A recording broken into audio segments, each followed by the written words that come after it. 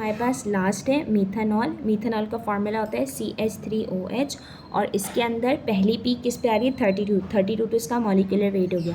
उसके बाद हमें लानी है 31, सही है। तो ये हमारे पास CH3OH का वेट हो गया 32 और 31 लाने के लिए हमने एक एच गायब कर दिया तो ये 31 आ गया।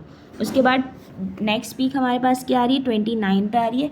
तो 29 के लिए हमने क्या किया, यहाँ से 2H निकाल दिए तो CH और O। अब उसके बाद तीसरी पीक आ रही है 15 पे।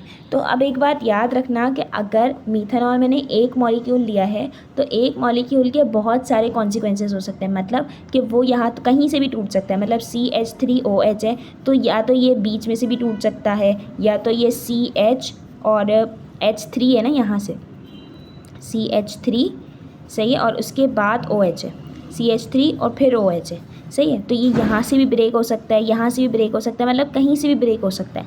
तो अब ये दोनों कॉन्सिक्वेंसेस तो मुझे समझ आ गए कि एक यहाँ से H निकला और यहाँ से 2H निकले।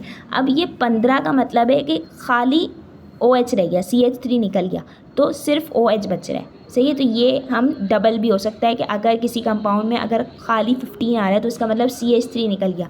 तो ज़रूरी नहीं है कि जो बच रहा है उसी में से ही निकले कोई काम, क्योंकि यहाँ पे जो हम निकालते हैं ना ये एक ही चीज़ आती है, एक ही चीज़ आके इसको बम्बार्ड करती है।